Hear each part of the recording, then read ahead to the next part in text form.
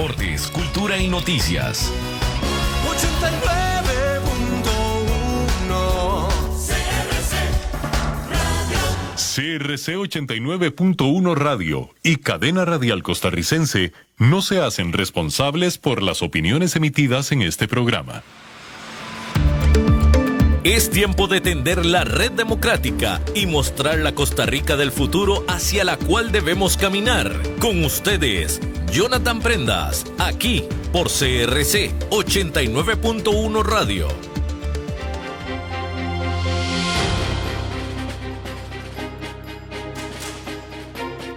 Muy buenos días tengan todos ustedes, bienvenidos a un nuevo programa de Red Democrática, el programa que es producido por la Fundación Red Democrática y que se transmite de lunes a viernes acá en la 89.1 frecuencia modulada para todo Costa Rica y también por plataformas digitales en @CRC 89.1 Radio, @Jonathan Prendas, @Red Democrática, siempre dando temas para que nos pongamos a pensar y a reflexionar, a entender Costa Rica, pero también para construir la mejor versión de este hermoso país para poder heredarlo a nuestros hijos y nietos. Somos firmes convencidos que si todos nos juntamos y dejamos tanta discordia, tanta pelea, tanto altercado, tanto insulto, podríamos volver a construir bases sólidas para poder generar bases sustentadas que generen un mejor vivir, un mejor bienestar, una familia costarricense que alberga personas de muchas nacionalidades y que todas tienen la firme intención de venir aquí y con familia, con un buen entender, crecer y salir adelante. Hay personas que no lo quieren así y a pesar de ellos, somos más los que queremos hacer las cosas bien de una trinchera u otra. Tenemos que escucharnos y tenemos que construir a partir de ahí las mejores decisiones que puedan darnos calidad de vida. El día de hoy, amigos y amigas, tenemos un tema para nosotros muy importante porque es base de la construcción social. Se dijo hace unos días que el Ministerio de Hacienda ya tiene más recaudación fiscal por el tema del impuesto al valor agregado en función o en detrimento de la renta. El tema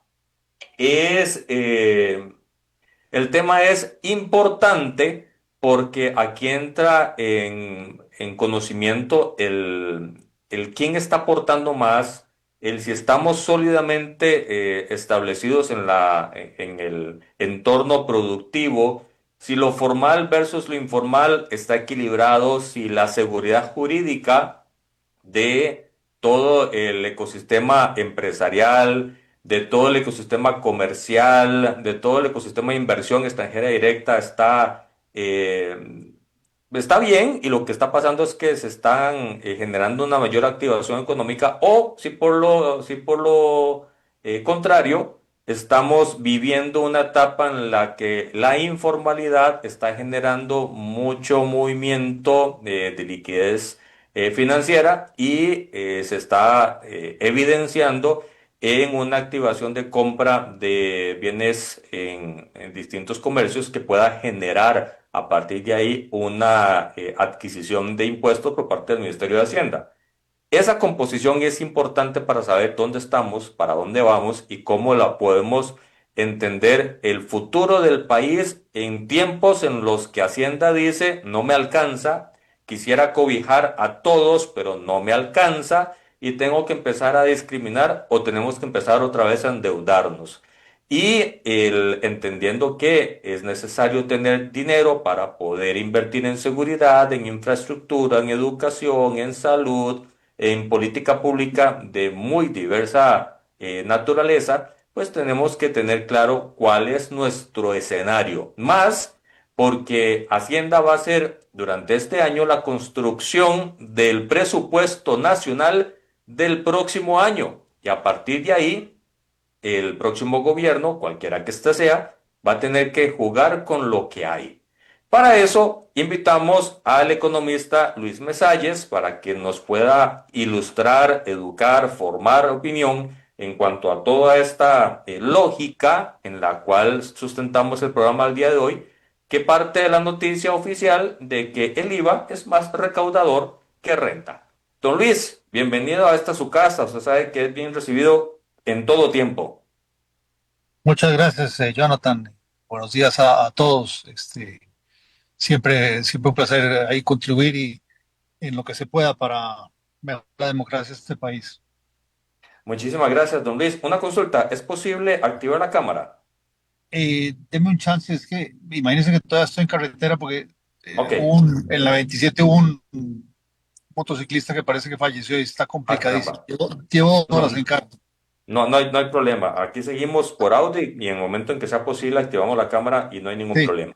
Don sí. Luis, cuando se presenta la noticia y usted la pudo conocer y ver a profundidad y entenderla mucho mejor que todos nosotros, ¿cuál fue la primera impresión de esa noticia de que el IVA ahora es más recaudador que renta? ¿Genera tranquilidad? ¿Genera zozobra? ¿Es preocupante? ¿Cuál es la sensación de alguien que conoce la dinámica hacendaria del país tal como usted?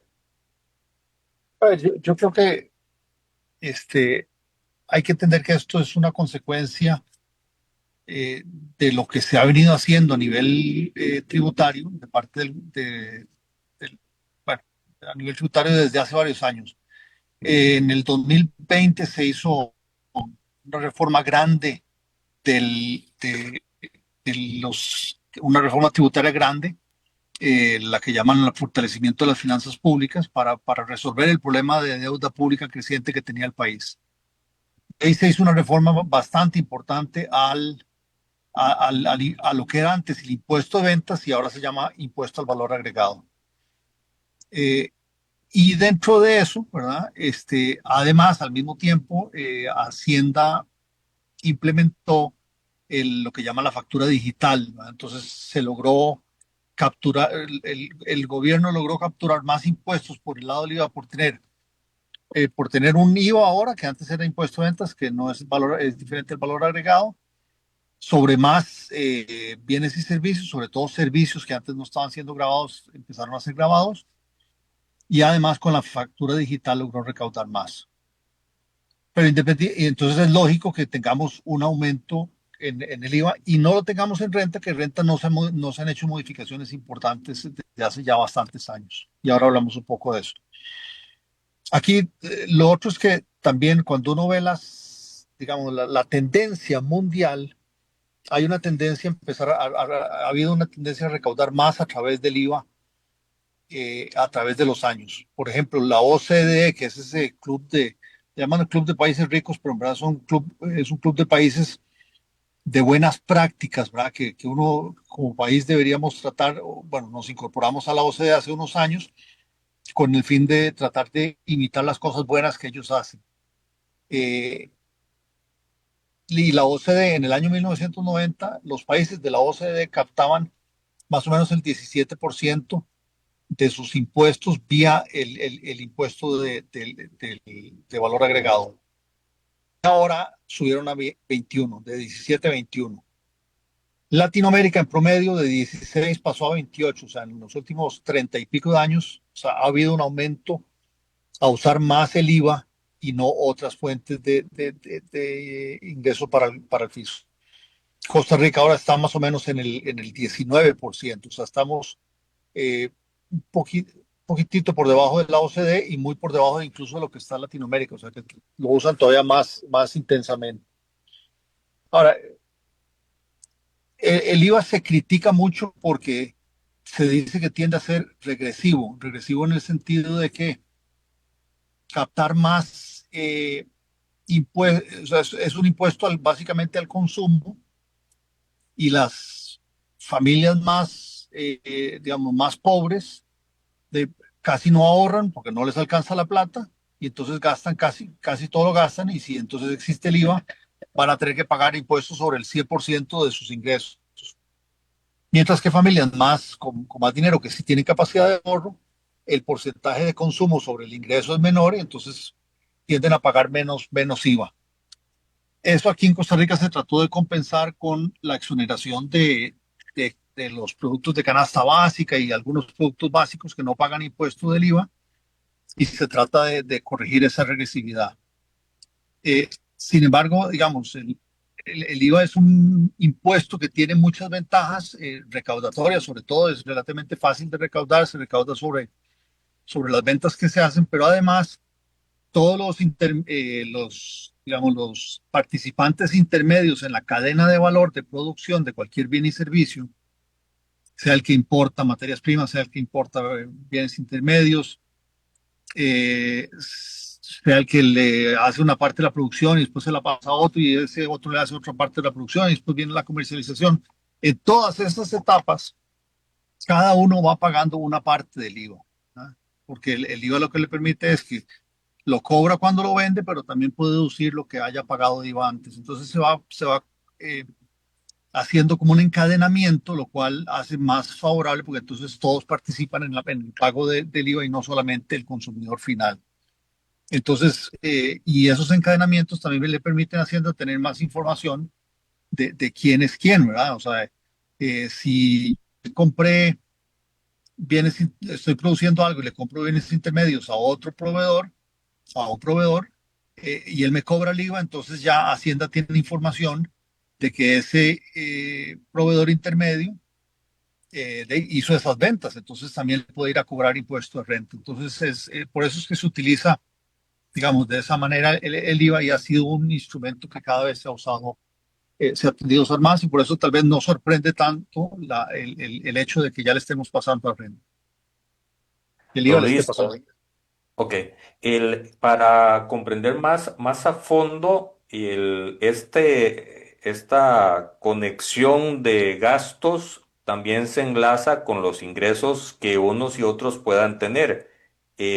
A la hora de generar ese cruce es importante para Hacienda para poder establecer los verdaderos ingresos sobre la renta. ¿Es Correcto. así? Sí, correcto. Digamos, a través de la factura electrónica y como, digamos, si yo soy el que estoy ya vendiendo el producto final, me interesa tener facturas de todos los proveedores míos para yo poder deducir el impuesto de valor agregado que viene en esa factura. Y entonces inmediatamente ya Hacienda tiene toda la información a través de la factura digital de cuáles son los ingresos de todos esos proveedores intermedios y del final también. Entonces es más fácil que Hacienda pueda calcular, digamos, cuánto es lo que debería estar pagando esas empresas intermedias, esos proveedores de impuesto de renta. Eh, a ver, ahora, para ser honesto, yo creo que en estos momentos Hacienda esos cruces no los tiene tan claros, ¿verdad? No los ha Ujú. estado haciendo y no ha estado aprovechando ese instrumento libre. Pero ahora vienen unos cambios, ¿verdad? Lo que llamaban el ATV de Hacienda, ahora pasa a ser, ¿cómo era que se llamaba? ¿No? Tiene un nombre nuevo ahí, donde Hacienda, entiendo yo que a través de sistemas informáticos va a poder tener más información sobre esos cruces de información para poder tener mayor claridad de cuánto debe pagar cada quien. Eso entendido en el encadenamiento productivo desde que el bien se crea hasta que se vende en el comercio final. Correcto. Hacia el otro lado, en las personas que pagan por ese bien y que empieza a generarse esa trazabilidad de los fondos que tiene esa persona, también es trazable o también tiene cierta relevancia en función de la eventual renta de algún porcentaje de la población que pudiese no estarse recaudando en función de la informalidad que alcanza el 46% del país en este momento. Eh, a ver, esa información yo creo que no, o sea, podría ser que esté, digamos, como una especie de renta presuntiva en el sentido de que si yo voy y compro algo y me dan una factura, la pido a mi nombre, ahí queda registrado que yo compré ciertas cosas y Hacienda eventualmente podría tener información de cuánto fue lo que yo compré. Ujú. Pero la realidad es que muchas cosas de las que compramos no pedimos factura o no nos dan factura, ¿verdad? Ajá. Yo voy al supermercado y me dan un tiquete electrónico, ¿verdad?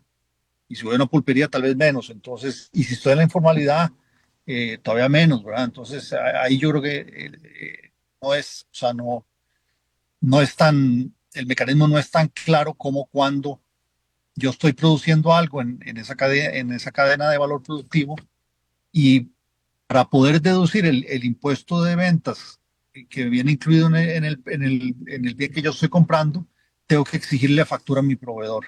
Entonces ahí sí, cada eslabón de la cadena actúa como ayudante recaudador o fiscal recaudador de Hacienda. Pero cuando es el consumidor, ahí no está tan claro.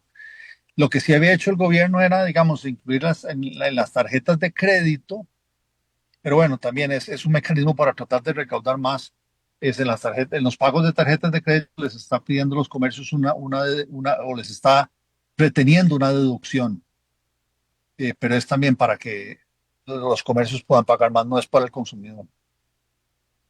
¿Qué tiene que hacer Costa Rica para que esa balanza sea equilibrada y que no termine siendo más regresivo de lo que usted planteaba hace unos minutos, que sea más injusto hacia unos y más oculto hacia la recaudación hacia otros? Sí, a ver, yo creo que hay que revisar momento. Hay que revisar el resto de la estructura Ujú. de impuestos, ¿verdad? No solamente el IVA representa como el 20% del total, pero hay otro 80% que son otros impuestos, ¿verdad? Y ahí es donde se puede tal vez tratar de actuar con mayor progresividad. Para quitarle algo de regresividad del IVA, lo que se ha hecho es eso de la exoneración de la canasta básica, ¿verdad? Que entonces es lo que las familias más pobres tienden a consumir más y por lo tanto entonces ahí es donde si no pagan el IVA, entonces se vuelve menos regresivo el IVA. En algún momento, don Luis, se ha planteado desde el 2018 para acá, algunas voces han planteado la necesidad de reforzar la ley de finanzas públicas para generar un mayor control, una mayor recaudación más clara y más sencilla. En el contexto actual, ¿usted cree que eso sea necesario? Perdón, repita la pregunta. ¿Usted cree que sea necesario reformar la ley de finanzas públicas para hacer más fuerte la recaudación o para generar un mejor y más saludable sistema fiscal en el país? A ver, yo sí creo que hay que hacer una revisión del sistema general que se ha quedado rezagado. Como decía, se hizo bajo la ley de fortalecimiento de las finanzas públicas, se hizo una reforma muy importante del impuesto de ventas que se transformó en IVA, pero no se tocó renta ni otros impuestos prácticamente. Y ahí creo que sí quedamos con un esquema tributario que no es el más adecuado. Por ejemplo, cuando uno compara con la OCDE, decíamos antes, eh, Costa Rica recauda un 19% del total de sus impuestos a través del IVA Sí. y la OCDE está en 21%, entonces estamos muy parecidos. En impuesto de renta a las corporaciones, la OCDE recauda un 12% y Costa Rica está en un 11%, entonces estamos parecidos. En impuesto de renta personal a personas, la OCDE es 24% y en Costa Rica es un 6%. O sea que ahí tenemos una diferencia grande. Y sobre todo ahí puede pesar mucho la informalidad, que es lo que usted estaba diciendo antes. Y la otra gran diferencia es en contribuciones sociales. O sea, lo que pagamos a la Caja del Seguro Social para el seguro de enfermedad y la pensión. En la OCDE es 25 y en Costa Rica es 36. Claro, si uno toma en cuenta que las contribuciones sociales al final terminan siendo básicamente un impuesto a las personas, entonces Costa Rica está recaudando poco de impuesto de renta a las personas, mucho en cargas sociales. Ya, pero al final sí cae sobre los trabajadores. Y como las cargas sociales es parejo, ¿verdad? O sea, se paga desde cero, entonces también tiende a ser un impuesto más regresivo. O sea, ¿qué hacen otros países? Otros países en el impuesto de renta hacen, bueno, y en Costa Rica también se hace una deducción, una exención para el primer tramo. Aquí es como hasta los 800,000 colones no se paga impuesto de renta. Y a partir de los 800,000, si estamos, los trabajadores pagan, formales pagan impuesto de renta, pero las contribuciones sociales es desde un colón que usted gane, ya tiene que empezar a reportar, ¿ah? Y paga. Entonces, esta composición tiende a ser más regresivo nuestro esquema tributario que no otros que están. Entonces, me parece que ahí sí hay espacio para una reforma, de alguna manera, en bajar las cargas sociales y subir el impuesto de renta personal de alguna manera. Esa sería una solución. ¿Hasta qué escala se podría hacer a ojo buen cubero, que es usted un vaqueano en la parte económica y fiscal? ¿Qué tanto se podría ajustar para ser un poco más equitativo? No sé, es que esto es un número complicado, pero a ver, el- yo, yo creo que aquí lo que está en juego es que tenemos una informalidad muy alta en Costa Rica, ¿verdad? Cierto. El 40%, se reporta que cerca del 40% de los trabajadores están en la informalidad. ¿Y por qué están en la informalidad? Porque es caro ser formal. Porque cuando usted es formal, tiene que empezar a pagar impuesto de renta, tiene que empezar a pagar caja, ¿verdad? Las cargas sociales.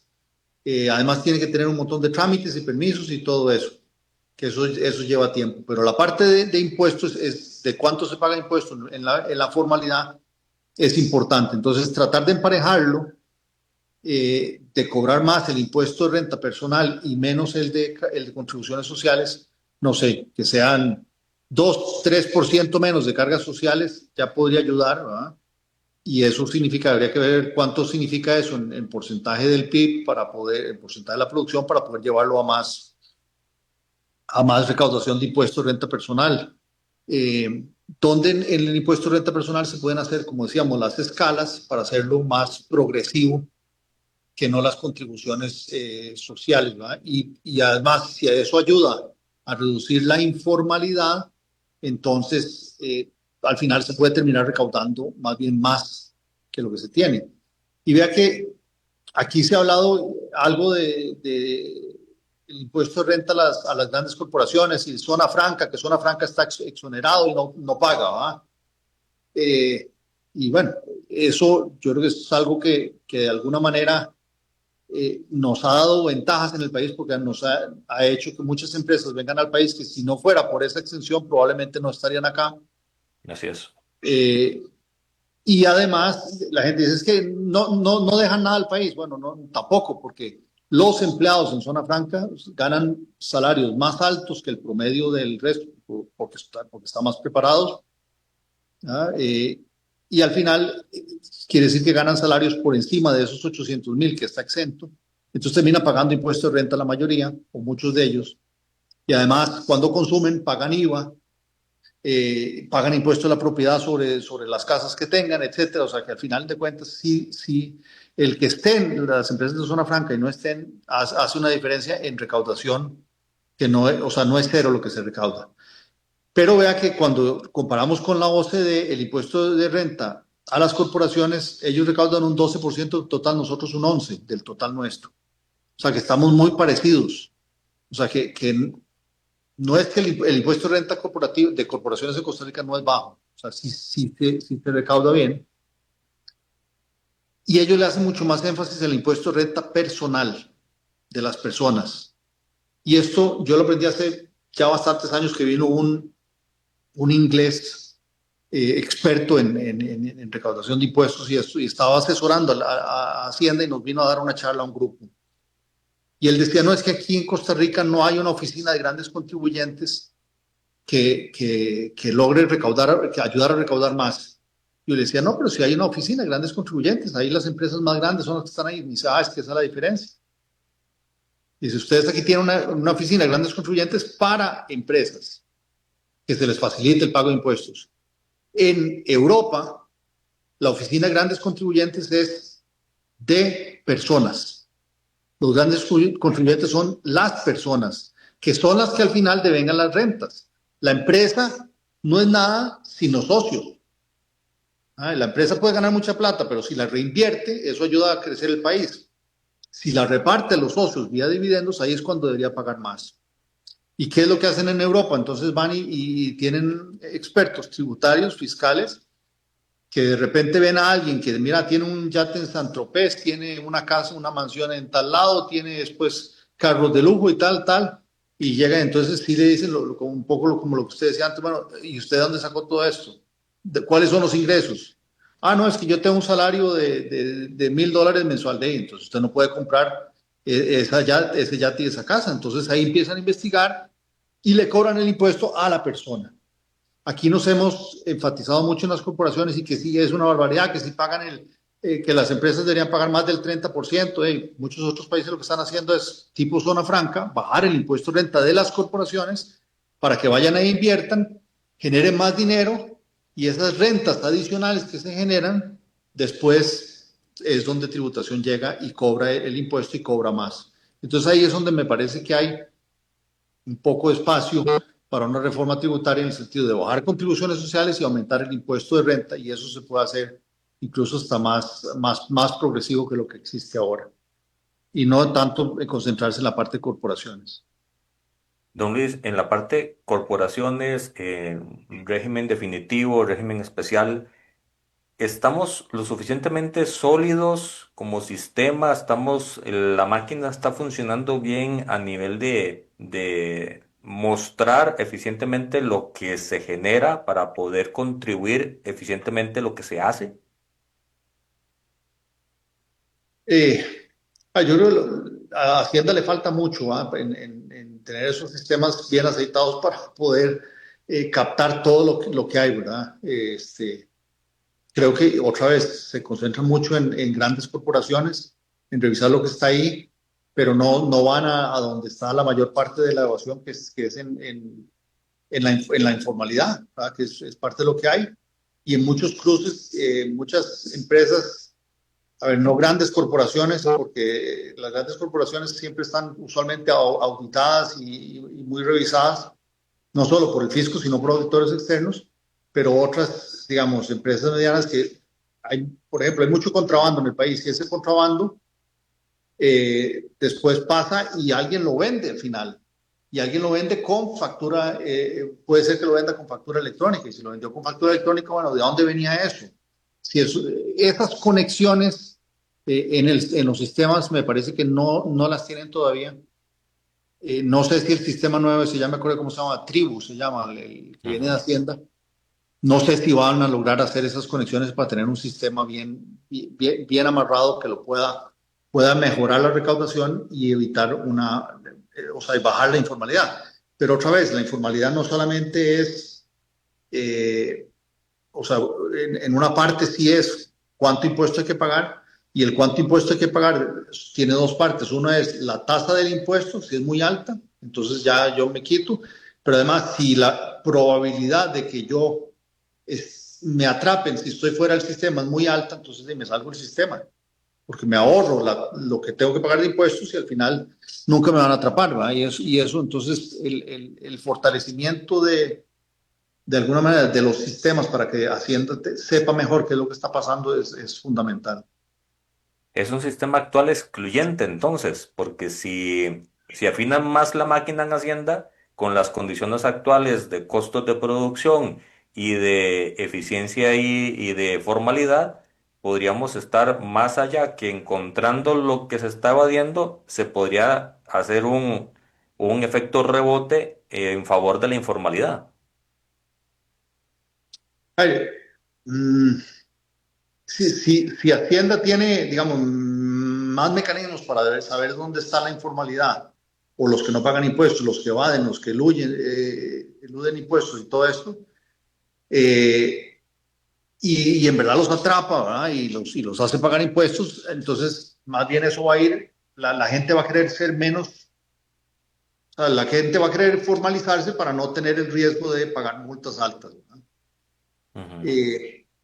Claro, por otro lado, no sé, ¿verdad? Yo creo que si no se hace esta reforma del sistema tributario general para que se hacerlo más, incluso para hacerlo más amigable, para quitarle muchos de los impuestos, los costos de ser informal son muy altos, ¿verdad? De ser formal son muy altos y por eso es que la gente se termina saliendo. Ahí habría que ver, no sé.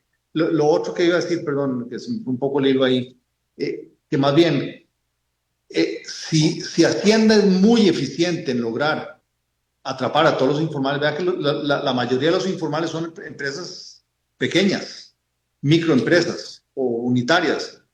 Y si Hacienda en verdad es muy eficiente en eso, entonces esas empresas les va a costar mucho más producir y muchas van a salir del mercado, ¿ah? Entonces, eso también tiene su impacto, puede tener su impacto social, ¿verdad? El sistema es endeble por la ineficiencia de Hacienda. Podríamos tener esa premisa. Eh, a ver, eso es una parte, la ineficiencia de Hacienda, obviamente, ¿verdad?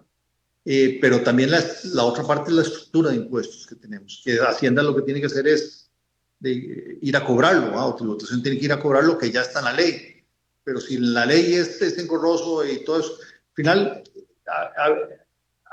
Costa Rica recauda en otros impuestos cerca del 27% de lo que, o sea, una cuarta parte de la recaudación de impuestos viene por otros, que son un montón de impuestos, Son casi muchos de ellos 90. pequeños, ¿verdad?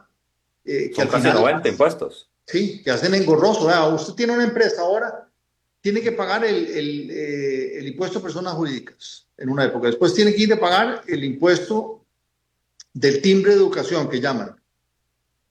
Después tiene que estar pagando IVA o declarando IVA todos los meses. Después tiene que declarar renta y pagar renta cada trimestre. Además le hacen llenar la declaración de cuáles son los beneficiarios finales de la sociedad.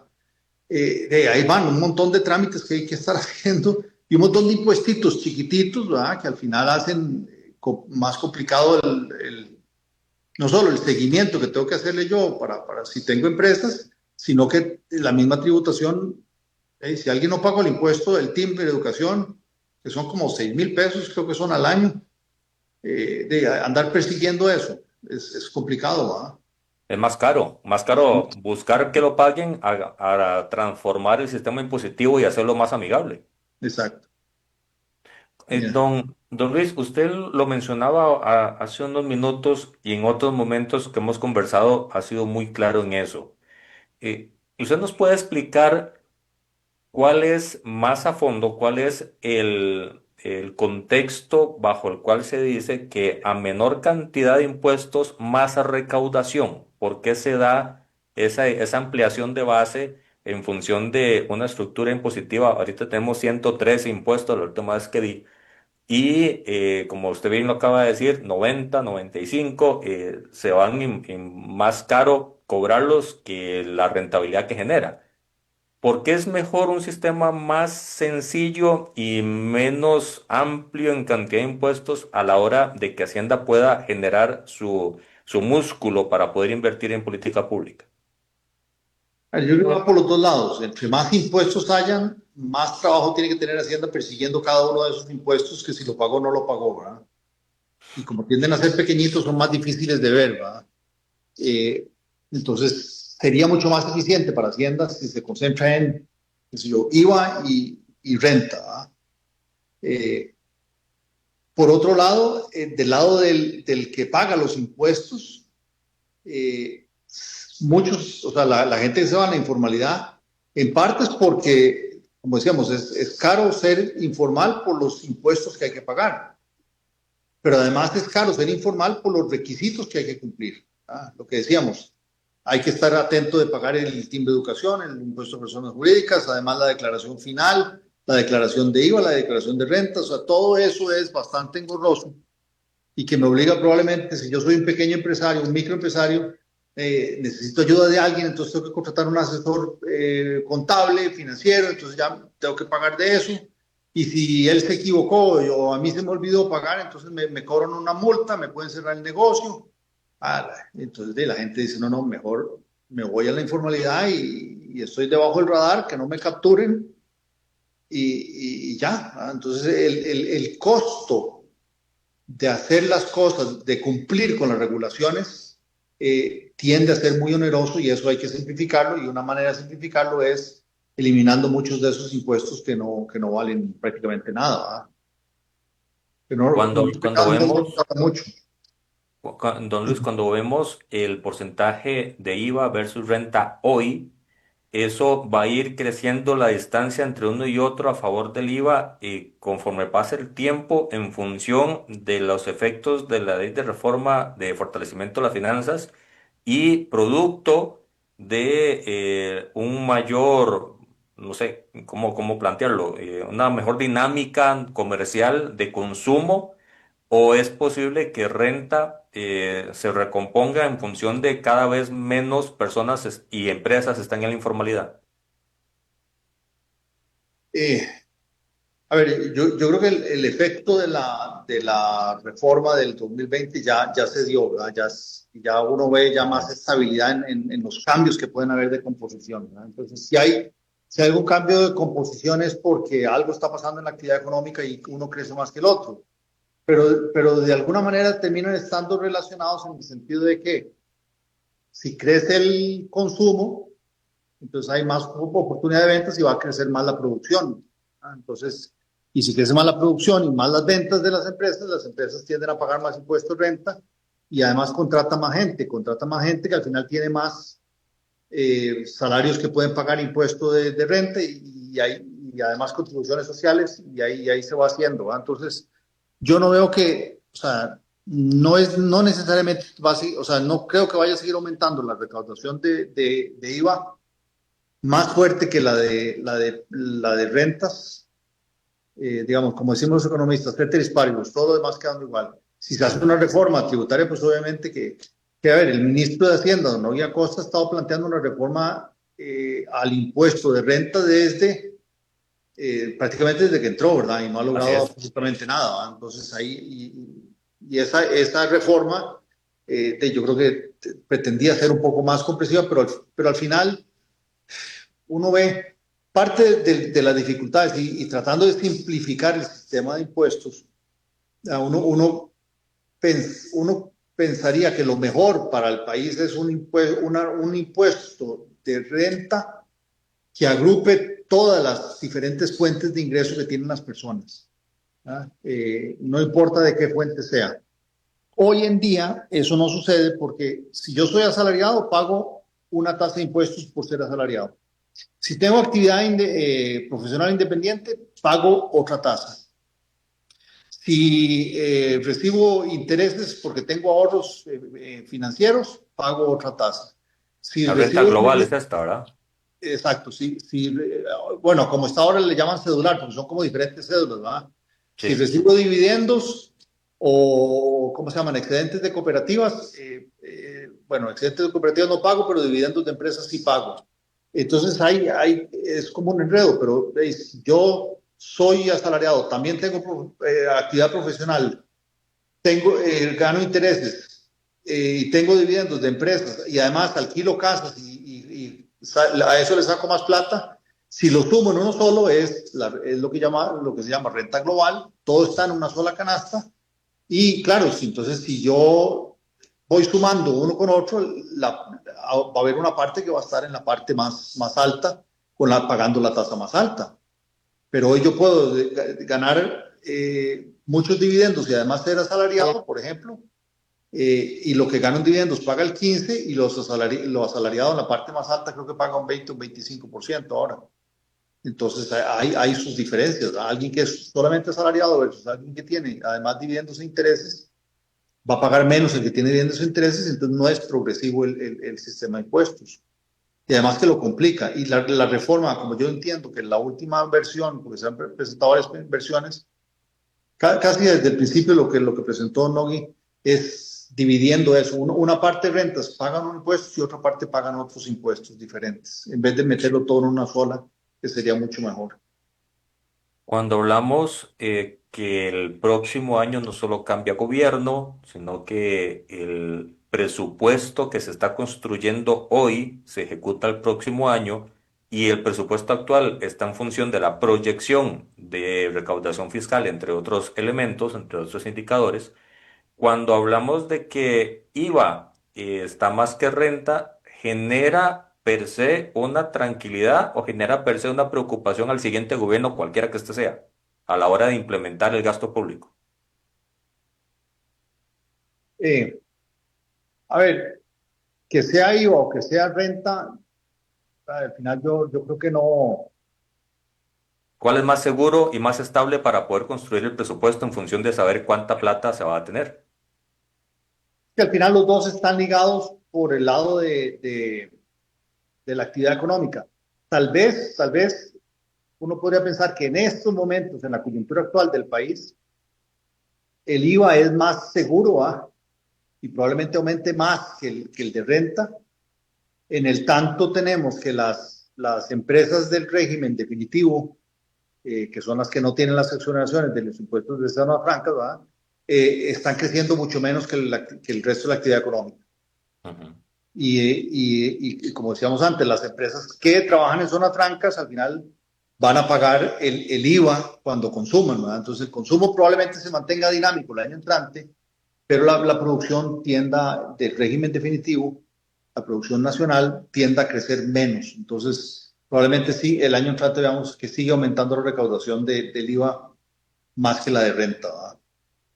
Es necesario, don Luis, el meterle dientes, meterle un bisturí mayor al régimen definitivo para fortalecerlo y para darle ese oxígeno que ocupa para no solo seguir contratando y seguir generando actividad económica, sino para poder generar este círculo o este circulante de impuestos que podría ser mejor, pero que es endeble en este momento. Yo creo que hacer una reforma tributaria que recargue mucho sobre la renta en la producción no va a ser, o sea, no va a ser favorable si ya decimos que ya de todas maneras es, digamos, el régimen definitivo está llevando una carga fuerte sobre lo que es sobre el total de la economía. Ujú. Por eso yo creo que es más por el lado de la renta personal. Claro, al final la renta personal le quita directamente a las personas, ¿verdad?, que tengan los ingresos, y eso también tiene su impacto negativo, ¿verdad? Y hemos estado hablando mucho de impuestos y no hablamos tanto del gasto y la composición del gasto y cómo mejorar eso, ¿verdad? Así es. Entonces leí un artículo muy interesante donde decía que el nivel de gasto es importante, está bien, pero la calidad del gasto es muy importante, ¿verdad? Entonces, sí, puede ser que necesitemos más recaudación de impuestos de parte del gobierno para seguridad, educación, infraestructura, etcétera, como usted decía al principio. Pero si seguimos gastando más mal gastado, al final eso no nos va a favorecer. El país necesita mejores carreteras para ser mucho más eficientes en transportar productos, transportar personas. Necesita mejor educación, necesita más seguridad, pero mejor de todo esto. Entonces, esa es la parte que yo creo que hay que ver cómo se balancea, y que hasta el momento la regla fiscal ha limitado mucho los recursos del gobierno, pero no se han hecho las reformas estructurales necesarias para poder mejorar esa eficiencia en el gasto. Pero, ¿Y esa reforma usted la mantendría, esa regla fiscal? sí, a ver, yo creo que es una manera de forzar a que el gobierno repiense cómo está gastando y en qué está gastando. Me parece que lo más fácil para muchos gobiernos es cortar infraestructura y cortar el gasto social, que es lo más fácil de hacer, ¿verdad? Ujú. Lo que le da réditos instantáneos es mantener planilla. Lo ha dejado, pero a ver, si no hubiera sido por la regla fiscal, Costa Rica no habría logrado ordenar sus finanzas públicas y pasar de una deuda creciente año con año a una deuda que más bien ahora decrece año con año, y nos ha permitido tener acceso a financiamiento externo a tasas mucho más bajas y, bueno, y en general el financiamiento externo que le ha aliviado la carga. Si no hubiera sido por eso, Costa Rica hoy estaría en una gran crisis. Y yo creo que hay que mantener esa disciplina, hay que mantenerla. Hemos aprovechado este tiempo de 6 años para repensar en cómo estamos gastando el presupuesto nacional o simplemente por pandemia y por N cantidad de argumentos no hemos hecho la tarea. No, yo creo que no hemos hecho la tarea. Pero si no estuviera la regla fiscal, menos que hubiéramos hecho la tarea probablemente, ¿va? Entonces, hubiéramos entrado en una crisis como entramos a principios de los 80, finales de los 70, en que la reforma estructural fue forzada, ¿va? Y con muchísimo dolor. Entonces, yo creo que sí hay que mantener la regla fiscal, pero complementarla con ese cambio que hay que hacer de repensar cómo mejorar la calidad del gasto. Don Luis, una pregunta electoral sin que sea política. Cuando vemos que estamos empezando a ver pantallazos, pinturas de lo que los partidos quieren poner sobre la mesa para endulzar al electorado, lo que menos se habla es de disciplina fiscal, de transformación fiscal o de mejorar el ecosistema hacendario como tal para generar un mejor rédito en retribución a la población. ¿Cuál sería la propuesta base, primaria, esencial, forzosa, que un plan de gobierno serio debería tener en el área fiscal? ¿Qué debería concentrar y qué debería proponerse o qué debería estar en discusión en estos meses en el ecosistema fiscal a nivel político? Desgraciadamente, lo que uno puede pensar que sea lo mejor para el país no necesariamente lo que más vende votos, ¿verdad? Entonces, es complicado. Porque yo creo que el mantener, o sea, el prometer que va a mantener la estabilidad financiera del país, como se ha logrado en los últimos 5 o 6 años, ¿verdad? Y yo creo que eso en este gobierno tiene el mérito de que ha logrado mantener esa estabilidad fiscal a brincos de altos, pero lo ha logrado. Entonces, una es mantenerlo, pero la otra es comprometerse, digamos, el que quiera llegar a ser presidente del país en los próximos 4 años, debería comprometerse a mejorar la calidad del gasto, sobre todo en educación, seguridad e infraestructura. Digamos, bueno, y salud creo que le metería también ahí, como el tema de la caja, ¿va? Aunque la caja antes era más independiente, ahora está muy metida en el gobierno, dentro de la política del gobierno, pero al final el estado de la salud de las personas es fundamental, y yo creo que hay muchos temas ahí en la caja también que son importantísimos, y que la gente lo siente, ¿va? La gente, para la gente, el sistema de salud, o sea, la caja y todo lo demás que está alrededor de eso, es súper importante, porque sin salud al final la calidad de vida de la gente se viene para abajo, ¿va? Entonces yo creo que cómo mejorar la calidad de vida de la gente a través de un mejor uso de los recursos disponibles que tiene Hacienda y al mismo tiempo manteniendo estabilidad fiscal es lo que deberían prometer los gobiernos, los candidatos. Yo sé que no lo van a hacer, pero por lo menos es lo que uno esperaría o quisiera. Con base en ese deber ser, don Luis, y ya para ir terminando el programa agradeciéndole el espacio y toda esta hora de grandes e importantes comentarios, cuando hablamos del deber ser de la ejecución presupuestaria, un buen plan de gobierno que presente ideas claras de cómo va a mejorar la inversión podría motivar a que haya menos evasión y más formalidad en función de que se va a retribuir de una mejor manera los impuestos que se ponen sobre la mano de Hacienda en este caso. Sí, claro, eso es un componente fundamental, ¿verdad? O sea, yo no pago impuestos ni me muevo en la informalidad porque es caro ser informal, pero además porque tengo la sensación de que no recibo suficiente a cambio. Mucha gente no está contribuyendo con cargas sociales a la caja porque dice, ¿qué le saco yo? Si yo soy joven, cuando me pensione ya no va a haber sistema de pensiones, entonces ¿para qué voy a contribuir a eso? Entonces, y mucha gente dice, no, ¿para qué voy a pagar impuestos? ¿Para que se los roben? Entonces no pago impuestos, me los quedo yo y lo gasto yo sé mejor cómo gastarlo.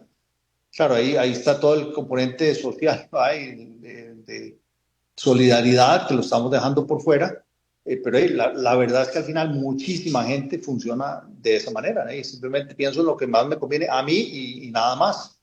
Entonces eso hay que tomarlo en cuenta a la hora de establecer políticas públicas, porque así es como piensa la gente y así es como actúa mucha gente.